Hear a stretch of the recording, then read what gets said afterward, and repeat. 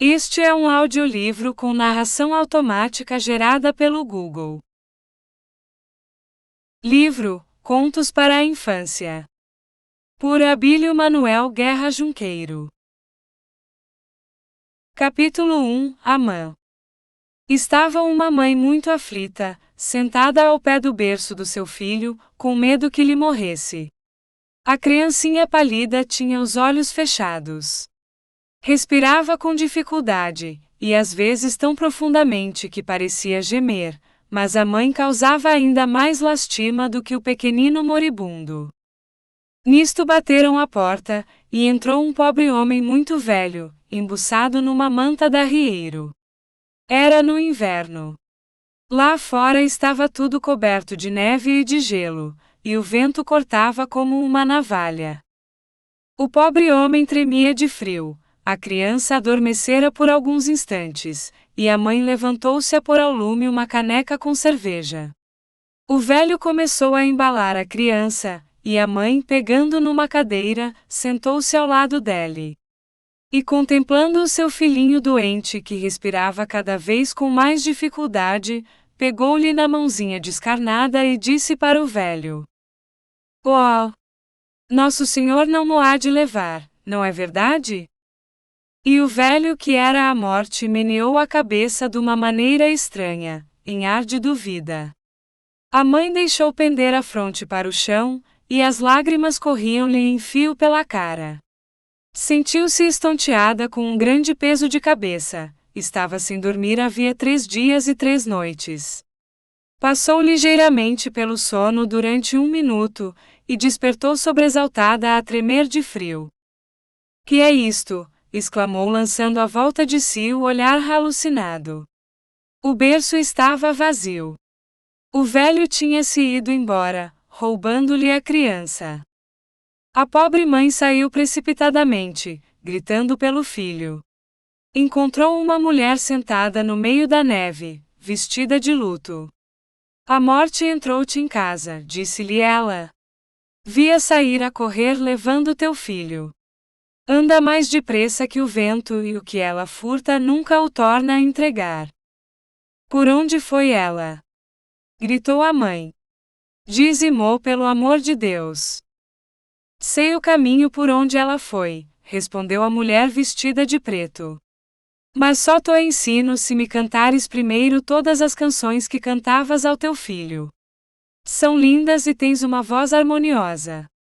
Eu sou a noite e muitas vezes tans ouvi cantar, debulhada em lágrimas. E cantar tansei todas, mas logo disse a mãe: Agora não me demores, porque quero encontrar o meu filho." A noite ficou silenciosa. A mãe então, desfeita em lágrimas, começou a cantar. Cantou muitas canções, mas as lágrimas foram mais do que as palavras. No fim disse-lhe a noite: "Toma à direita pela floresta escura de pinheiros. Foi por aí que a morte fugiu com o teu filho." A mãe correu para a floresta, mas no meio dividia-se o caminho, e não sabia que direção havia de seguir. Diante dela havia um matagal, cheio de silvas, sem folhas nem flores, de cujos ramos pende a neve cristalizada. "Não viste a morte que levava o meu filho?" perguntou-lhe a mãe. "Vi", respondeu o matagal, "mas não te ensino o caminho, senão com a condição de me aqueceres no teu seio, porque estou gelado."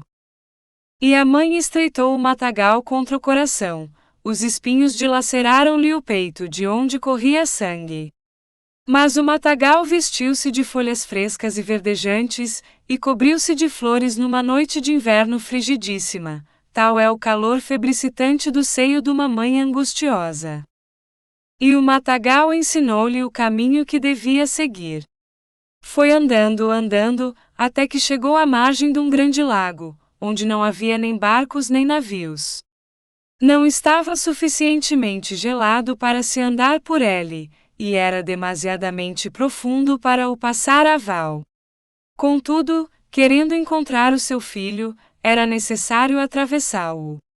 No delírio do seu amor, atirou-se de bruços a ver se poderia beber toda a água do lago. Era impossível, mas lembrava-se que Deus, por compaixão, faria talvez um milagre. Não, não és capaz de me esgotar, disse o lago. Sossega, e entendamo-nos amigavelmente. Gosto de ver perolas no fundo das minhas agulhas, e os teus olhos são de um brilho mais suave do que as perolas mais ricas que eu tenho possuído.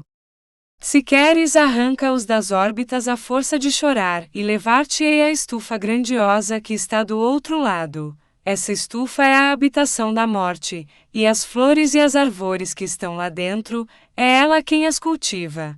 Cada flor e cada árvore é a vida de uma criatura humana. Oh! O que não darei eu para rehaver o meu filho, disse a mãe.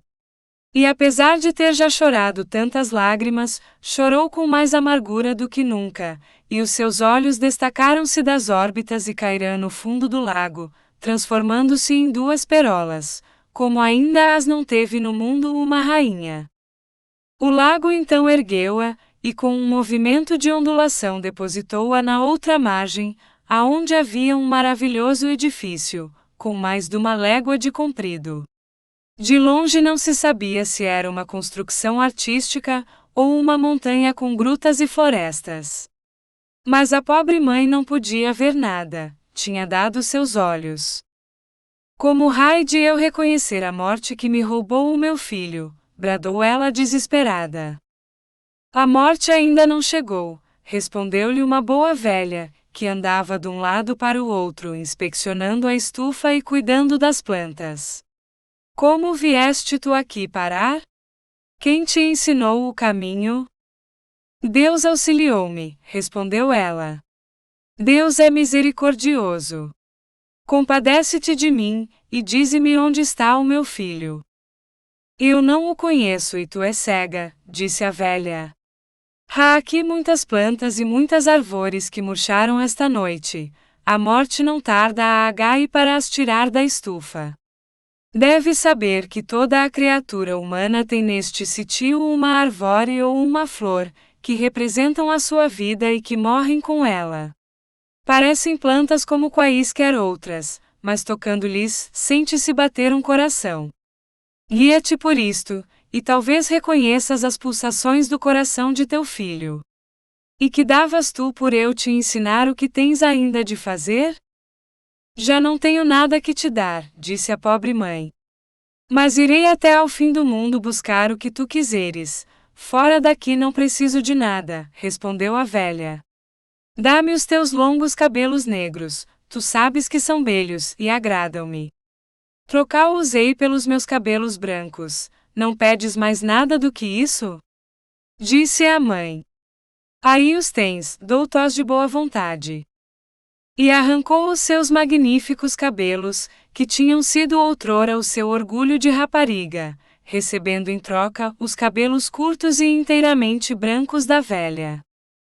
Esta levou-a pela mão à grande estufa, onde crescia exuberantemente uma vegetação maravilhosa. Viam-se debaixo de campanulas de cristal jacintos mimosíssimos, ao lado de peônias inchadas e ordinarias. Havia também plantas aquáticas, umas cheias de seiva, outras meio murchas, e em cujas raízes se enovelavam cobras asquerosas. Mais longe erguiam-se palmeiras soberbas, carvalhos e platanos frondosos. Depois, num outro sítio isolado, havia canteiros de salsa, tomilho, hortelã e outras plantas humildes que representavam o gênero de utilidade das pessoas que eles simbolizavam. Havia ainda grandes arbustos em vasos demasiadamente estreitos, que pareciam rebentar, mas viam-se também floresitas insignificantes em vasos de porcelana na melhor terra, circundadas de musgo, tratadas com esmero delicadíssimo. Tudo isso representava a vida dos homens, que a essa hora existiam no mundo, desde a China até a Groenlândia. A velha queria mostrar-lhe todas estas coisas misteriosas, mas a mãe impacientada pediu-lhe que a levasse ao sítio onde estavam as plantas pequeninas. Tecteava-as, apalpava-as para lhe sentir o bater do coração, e depois de ter tocado em milhares delas, reconheceu as pulsações do coração do seu filho. Ele exclamou, lançando a mão a um açafroeiro, que pendido sobre a terra parecia completamente estiolado. Não lhe toques, disse a velha. Fica neste sítio, e quando a morte vier que não tarda, proíbe-lhe que arranque esta planta, ameaçar de arrancar todas as flores que estão aqui. A morte terá medo porque tem de dar conta delas a Deus. Nenhuma pode ser arrancada sem o seu consentimento. Nisto sentiu-se um vento glacial, e a mãe adivinhou que era a morte que se aproximava. Como é que deste com o caminho? Perguntou-lhe a morte. Chegar ainda primeiro do que eu. Como o conseguiste? Sou mãe, respondeu ela. E a morte estendeu a sua mão ganchosa para o pequenino açafroeiro. Mas a mãe protegia-o violentamente com ambas as mãos, tendo o cuidado de não ferir uma só das pequeninas pétalas. Então a morte soprou-lhe nas mãos, fazendo-lhes cair inanimadas. O hálito da morte era mais frio do que os ventos enregelados do inverno. Não podes nada comigo, disse a morte, mas Deus tem mais força do que tu, respondeu a mãe. É verdade, mas eu não faço senão aquilo que ele manda. Sou o seu jardineiro. Todas estas plantas, árvores e arbustos, quando começam a murchar, transplanto-as para outros jardins, um dos quais é o grande jardim do paraíso. São regiões desconhecidas, ninguém sabe o que se lá passa. Misericórdia, misericórdia, soluçou a mãe. Não me roubem o meu filho, agora que acabo de o encontrar. Suplicava e gemia. A morte conservava-se impassível. Agarrou então instantaneamente em duas flores lindíssimas e disse à morte: Tu desprezas-me, mas olha, vou arrancar, despedaçar não só esta, mas todas as flores que estão aqui? Não as arranques, não as mates, bradou a morte. Dizes que és desgraçada, e querias ir partir o coração de outra mãe. Outra mãe, disse a pobre mulher, largando as flores imediatamente. Toma, aqui tens os teus olhos, disse a morte. Brilhavam tão suavemente que os tirei do lago. Não sabia que eram teus. Mete-os nas órbitas e olha para o fundo deste poço. Vê o que ias destruir, se arrancasses estas flores. Verás passar nos reflexos da água, como numa miragem, a sorte destinada a cada uma dessas duas flores, e a que teria tido o teu filho, se porventura vivesse. Debruçou-se no poço e viu passar imagens de felicidade e alegria, quadros risonhos e deliciosos, e logo depois cenas terríveis de miséria, de angustias e de desolação. Nisto que eu vejo, disse a mãe aflictíssima, não distingo qual era a sorte que Deus destinava ao meu filho. Não posso dizer-te, respondeu a morte. Mas repito-te, em tudo isto que te apareceu, viste o que no mundo havia de suceder ao teu filho. A mãe desvairada lançou-se de joelhos exclamando, suplico-te, dize-me, era a sorte infeliz a que lhe estava reservada? Não é verdade. Fala! Não me respondes? Oh! Na dúvida leva-o, não vá ele sofrer desgraças tão horríveis. O meu querido filho. Quero-lhe mais que a minha vida. As angustias que sejam para mim. Leva-o para o reino dos céus. Esquece as minhas lágrimas, as minhas súplicas, esquece tudo o que fiz e tudo o que disse. Não te compreendo, respondeu a morte. Queres que te entregue o teu filho ou que o leve para a região desconhecida de que não posso falar-te?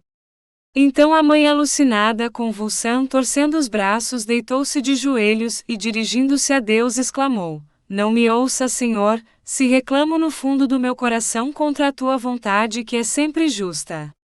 Não me atendas, meu Deus. E deixou cair a cabeça sobre o peito, mergulhada na sua agonia dilacerante. E a morte arrancou o pequenino açafroeiro, e foi transplantá-lo no jardim do paraíso. Fim do capítulo. Capítulo 2 – O ouro. Era uma vez um rei que, tendo achado no seu reino algumas minas de ouro, empregou a maior parte dos vassalos a extrair o ouro dessas minas, e o resultado foi que as terras ficaram por cultivar, e que houve uma grande fome no país.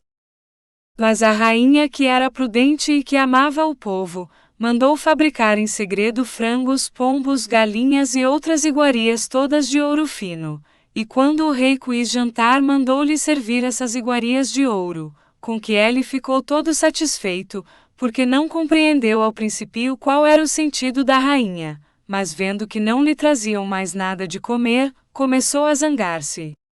Pediu-lhe então a rainha que visse bem que o ouro não era alimento, e que seria melhor empregar os seus vassalos em cultivar a terra que nunca se cansa de produzir, do que trazê-los nas minas à busca do ouro, que não mata a fome nem a sede, e que não tem outro valor além da estimação que lhe é dada pelos homens, estimação que havia de converter-se em desprezo, logo que ouro aparecesse em abundância. A rainha tinha juízo. Fim do capítulo. Capítulo 3 – Doçura e bondade. Há entre vós, meus filhos, índóles violentas, que não sabem dominar-se, e que são arrastadas pelas primeiras impressões. É uma péssima disposição que é necessário corrigir, dá lugar a disputas e a que se cometam ações, cujo arrependimento chega demasiadamente tarde. Citar-vos-ei 2 exemplos de que fui testemunha. Um rapaz sacudido violentamente na rua por um homem que vinha diante dele, volta-se e dá-lhe uma bofetada. Oh! Senhor, exclamou o outro, mal sabe a pena que vai ter, bateu num cego. Um homem ainda novo montado num burro, atravessava uma aldeia, e uns camponeses grosseiros começaram a apupá-o e a bater no burro, para o fazer correr. O homem apeou-se e foi direito a eles, e mostrando-lhes a sua perna aleijada, disse-lhes: se soubesseis que eu era coxo, não teríeis sido tão covardes. Os camponeses envergonhados coraram, afastando-se sem pronunciar uma palavra. Que vos parece estas 2 lições? Estou convencido que aproveitaram a quem as recebeu. Fim do capítulo. Capítulo 4 – O Malmequer. Ouvi com atenção esta pequenina historia. No campo junto da estrada real, havia uma casinha muito bonita, que deveis ter visto muitas vezes. Há na frente um jardincinho com flores, rodeado por uma sebe verdejante. Ali perto, nas bordas do valado, no meio da erva espessa, floria um pequenino malmequer. Desabrochava a olhos vistos, graças ao sol, que repartia igualmente a sua luz tanto por ele como pelas grandes e maravilhosas flores do jardim. Uma bela manhã, já inteiramente aberto com as folhinhas alvas e brilhantes, parecia um sol em miniatura circundado dos seus raios. Pouco se lhe dava que o vissem no meio da erva e não fizessem caso dele, pobre florinha insignificante. Vivia satisfeito, aspirando deliciosamente o calor do sol, e ouvindo o canto da cotovia, que se perdia nos ares.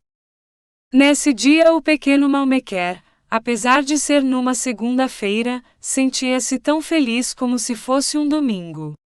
Enquanto as crianças sentadas nos bancos da escola estudavam a lição, ele, sentado na haste verdejante, estudava na formosura da natureza a bondade de Deus, e tudo o que sentia misteriosamente em silêncio, julgava ouvir-o traduzido com admirável nitidez nas canções alegres da cotovia. Por isso pôs-se a olhar com uma espécie de respeito, mas sem inveja, para essa avezinha feliz que cantava e voava. Eu vejo e ó isso, pensou o malmequer, o sol aquece-me e o vento acaricia-me. Oh! Não tenho razão de me queixar. Dentro da sebe havia muitas flores altivas aristocráticas, quanto menos aroma tinham, mais orgulhosas se aprumavam. As dálias inchavam-se para parecerem maiores do que as rosas, mas não é o tamanho que faz a rosa. As tulipas brilhavam pela beleza das suas cores, pavoneando-se pretensiosamente. Não se dignavam de lançar um olhar para o pequeno Malmequer, enquanto que o pobrezinho admirava-as, exclamando: como são ricas e bonitas! A cotovia irá certamente visita-as. Graças a Deus, poderei assistir a este belo espetáculo. E no mesmo instante a cotovia dirigiu o seu vôo, não para as dálias e tulipas, mas para a relva junto do pobre Malmequer, que morto da alegria não sabia o que havia de pensar. O passarinho pôs-se a saltitar à roda dele cantando: como a erva é macia, ó, que encantadora florinha com um coração doiro vestida de prata. Não se pode fazer ideia é acento agudo a da felicidade do Malmequer. A ave acariciou-o com o bico, cantou outra vez diante dele e perdeu-se depois no azul do firmamento. Durante mais de um quarto d'hora não pôde o Malmequer reprimir a sua comoção. Meio envergonhado, mas todo contente, olhou para as outras flores do jardim, que, como testemunhas da honra que acaba de receber, deviam avaliar muito bem a sua alegria natural, mas as tulipas estavam cada vez mais aprumadas. A sua haste vermelha e pontiagada manifestava o despeito. As dálias tinham a cabeça toda inchada. Se eles pudessem falar, teriam dito coisas bem desagradáveis ao pobre Malmequer. A Florinha viu isto e ficou triste. Passados alguns momentos... Esperamos que você tenha gostado desta prévia. Para continuar ouvindo este audiolivro no Google Play Livros, use o link na descrição do vídeo.